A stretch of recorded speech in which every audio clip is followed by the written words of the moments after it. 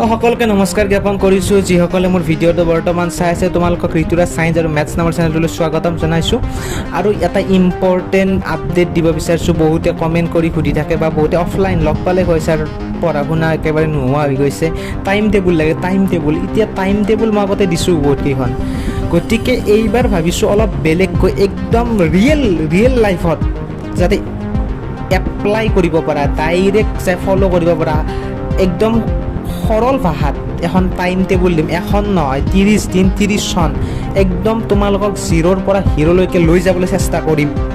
বুজি পাইছা? এতিয়া হিৰো হ'ব পাৰিবা নে নোৱাৰা সেইটো তোমাৰ ওপৰত ডিপেণ্ড কৰিব। মই এটা চেষ্টা কৰিম যিসকলে বৰ্তমান ট্ৰেকত নাই, অৰ্থাৎ পঢ়া শুনাৰ পৰা বিচলিত হৈ গৈছা।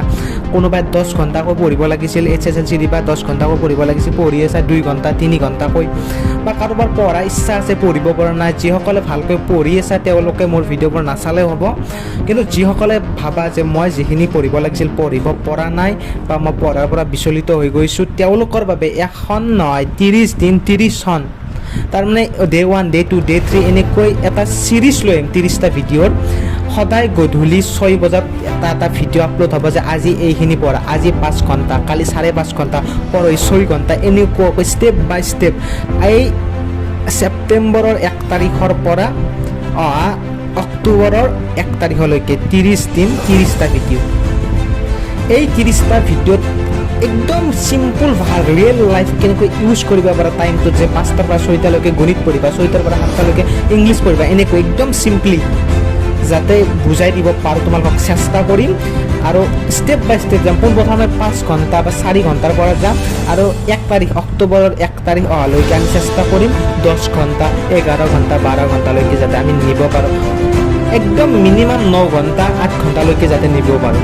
অ'কে, সকলোৱে যদি বিচাৰা সহযোগ কৰিবা, তোমালোকে ফ'ল' কৰিবলৈ চেষ্টা কৰিবা। আৰু যিসকলে ভালকৈ কৰিব, নিজৰ ওপৰত বিশ্বাস ৰাখিব, আত্মবিশ্বাস। মই যোৱাকালি এটা ভিডিঅ' বনাইছিলোঁ আত্মবিশ্বাসৰ, যিসকলে চোৱা নাই মই ডেছক্ৰিপশ্যনত বা কমেণ্ট বক্সত লিংকটো দিম, চাই ল'বা। আত্মবিশ্বাস কেতিয়া আহিব? যেতিয়া কষ্ট কৰিবা, ত্যাগ কৰিবা। গতিকে আমি কষ্ট কৰিম একদম ষ্টেপ বাই ষ্টেপ। ডে 1ত 5 ঘণ্টা, ডে 2ত 5.5, তাৰপিছত 6 ঘণ্টা, কেইটা বজাত কি পঢ়িব লাগিব, কি সকলো ডিফাইন কৰি দিম। গতিকে যিসকলে ইণ্টাৰেষ্টেড তেওঁলোকে চাব, যিসকলে ভাবা যে মই পঢ়াৰ পৰা বিচলিত হৈ গৈছোঁ, মই ট্ৰেকত আহিব বিচাৰোঁ, আকৌ পঢ়া শুনাৰ লগত জড়িত হ'ব বিচাৰোঁ, তোমালোকে চাবা।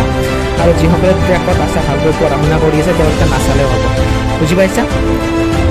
গতিকে এইখিনি আছিল আপডেট। বাকী চাবা আৰু মই কি এনেকুৱা কি হ'ব পিছলৈ ভিডিঅ' বনাই দিছোঁ। এতিয়া পোনপ্ৰথম ভিডিঅ' আহিব 31 আগষ্ট গধূলি 6 বজাত। 31 আগষ্ট মনত ৰাখা, গধূলি 6 বজাত ফাৰ্ষ্ট ভিডিঅ' আহিব যে প্ৰথম দিনা 1 ছেপ্টেম্বৰৰ দিনা কোনে কেনেকৈ পঢ়িব লাগিব, যে কেইঘণ্টা ৰাখিম। মই সকলো প্লেনিং কৰি আছোঁ বৰ্তমান, কেনেকৈ আগবঢ়াই দিওঁ বস্তুখিনি একেবাৰে সহজভাৱে, যাতে তোমালোক কষ্ট নোহোৱাকৈ 5 ঘণ্টাৰ পৰা 10 ঘণ্টা ডেইলি পঢ়ালৈকে চিফ্ট হ'ব পৰা।